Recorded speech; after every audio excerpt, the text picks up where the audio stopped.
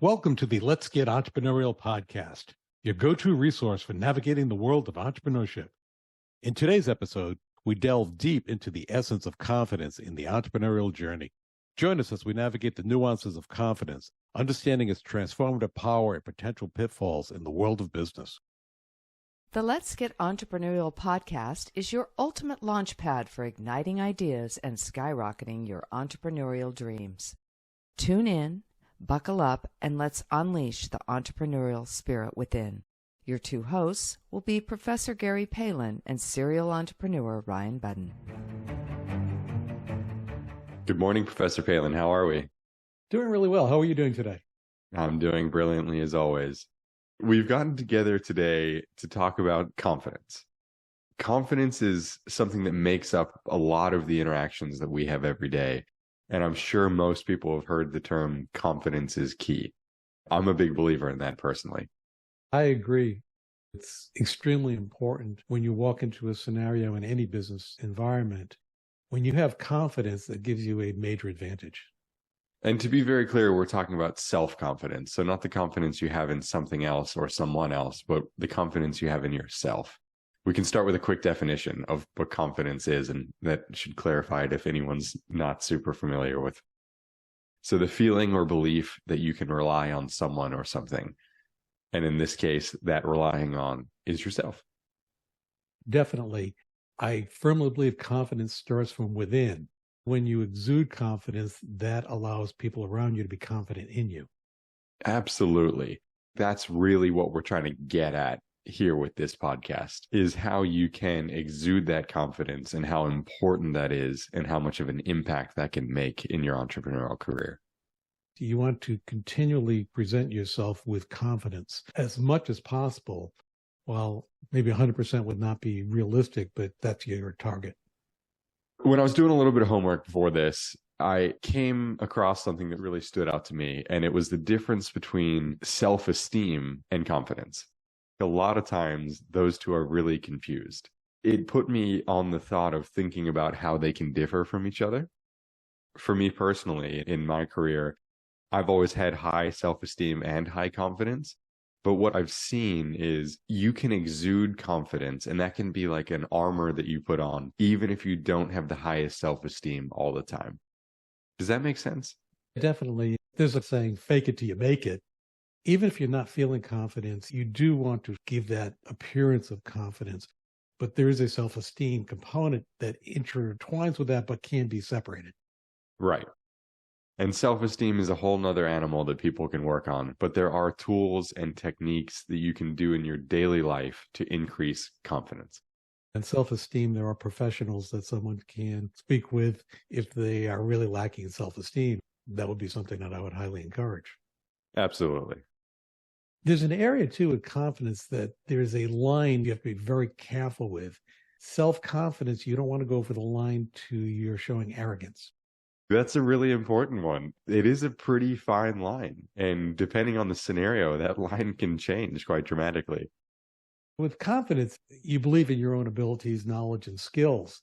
And it's important. It helps you execute tasks, make decisions, achieve desired outcomes. But arrogance, in my mind, is an inflated sense of one's own abilities. And you often don't have the necessary expertise and knowledge to back it up.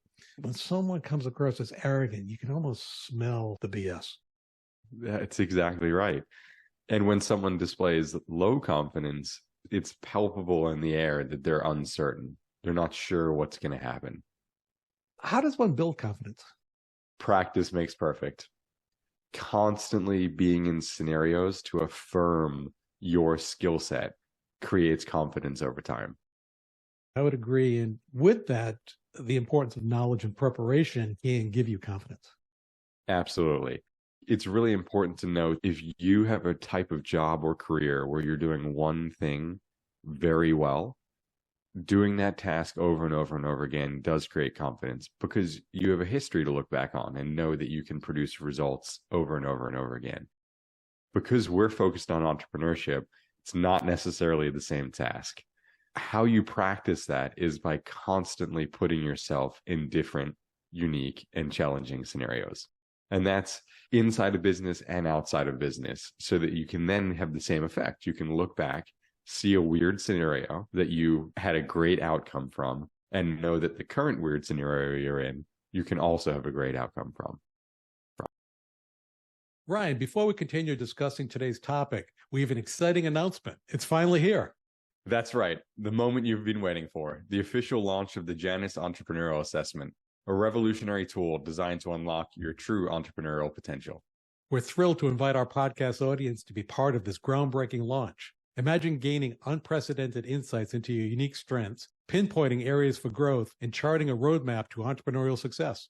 Join us at ProfSpirit.com, where you'll embark on a transformative journey of self-discovery and empowerment. And here's the best part. As a special introductory offer exclusively for listeners of the Let's Get Entrepreneurial podcast, the Janus Entrepreneurial Assessment is available at a deep discount for just $1.99 through the entire month of November of this year when you use the code SUCCESS at checkout. That's a significant savings from the standard cost of $49.99. You can find the link and code in the podcast episode description to take advantage of this exclusive offer. Be among the first to discover what the future holds for your entrepreneurial journey. Following up with that, it may sound strange, but embracing failure as learning experience can help build your confidence. That's exactly right. A big area of confidence is the social aspect. Exuding that confidence often happens socially. If you're not very socially inclined, or if you're not as much of an extrovert as you'd like to be, that is a practicable skill. There are lots of organizations and groups, from weird meetups that you have a specific interest in to groups like Toastmasters or just vague networking groups that you can go, have very, very low risk of failure, and participate in. With that, I would encourage someone to seek feedback, and we've talked very often about mentorship. That can help build your confidence also. Looking for a mentor that's had a similar journey, where they started in a similar area of confidence as you are, and now they're at a place where you'd like to be, is huge. I would also encourage individuals to set small, achievable goals and celebrate the wins. When I've had employees on the first day, the first task that I assign to them, I make it a small task that they can absolutely hit a home run with. I'm setting them up for success within the company to help build that trajectory to build the next task, might have a little bit more depth to it, and keep building it up. So there's a series of successes, so they're confident as an employee with the company. That's key. And it's actually something you've talked to me about before, starting from my college days until now, is celebrating those small wins. Taking a moment to stop and realize that this is a victory.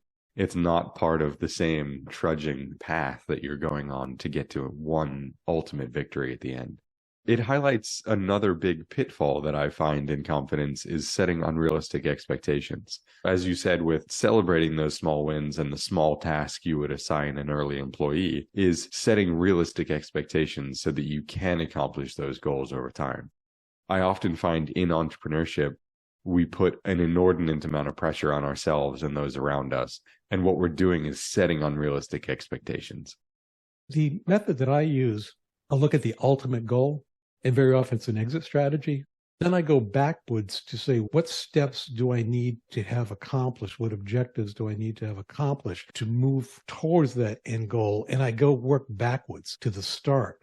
And then I have a roadmap for the small steps as I move forward. So I'm not thinking, okay, I have to start and in 2 years exit successfully. Yeah, head down until then. That's not a winning strategy for many areas of your life, including confidence. So my planning component is built to achieve success. Another area that I'd encourage people to do, and it's probably not as commonly used, is visualization techniques. Without a doubt.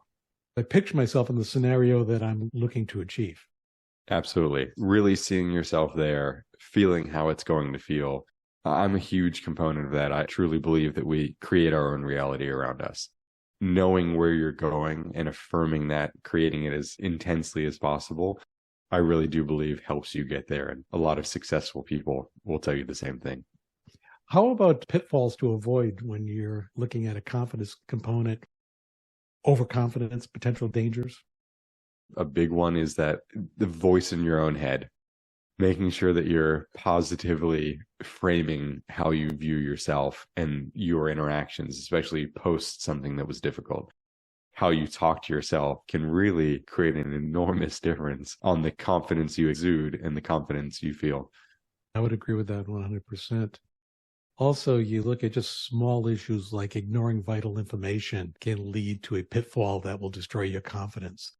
Underestimating your competitors, alienating team members. There's all types of areas that you can trip yourself that will erode your confidence in yourself and confidence with those around you. And to attach to a specific one that we said of that negative talk, something that can really help with that is making sure you're surrounding yourself by the right people.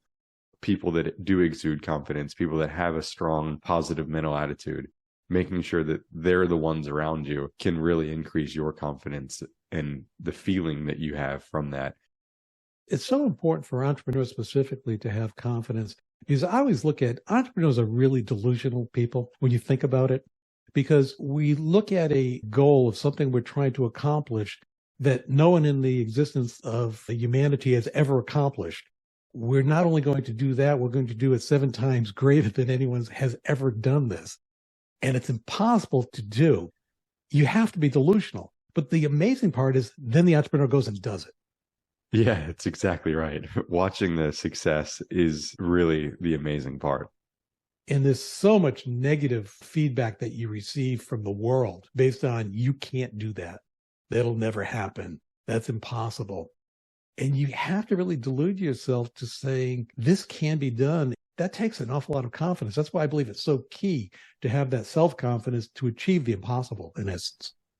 And that has to be internal, as you said. If you're pinning your confidence to something external, it's very easy to lose that. So if it's a paycheck or a set level of income or a specific relationship, it's hard to keep the confidence when those things are put in turmoil or change in any way.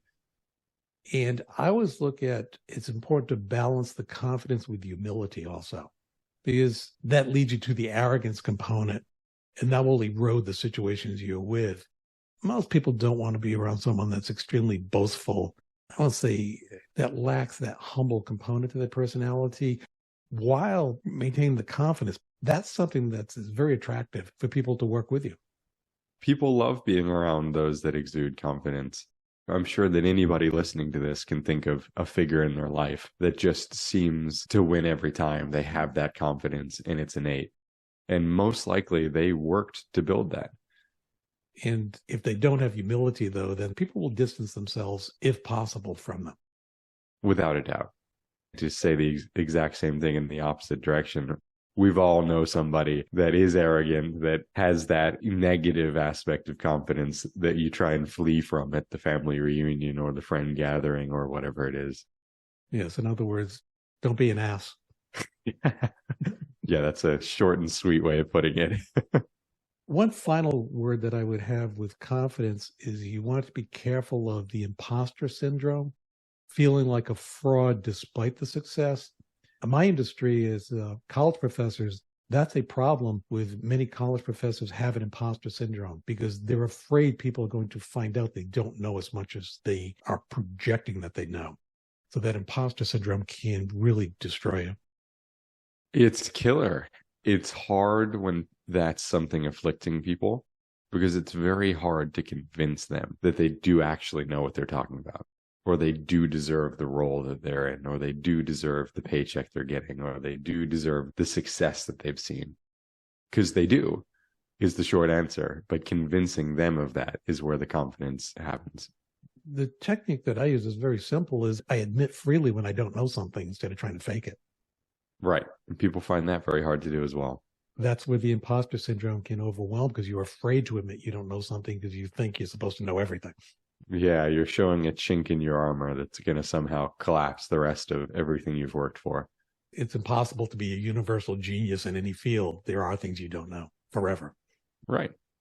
And oftentimes admitting that can help with collaboration and all these other positive outcomes. Any final thoughts on confidence before we conclude? Get out there and put yourself in weird and unique situations would be my best go get confident advice.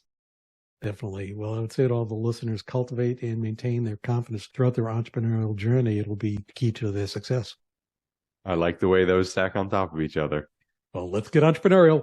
Let's get entrepreneurial. As we wrap up another episode of the Let's Get Entrepreneurial podcast, we extend our gratitude for your presence and attention.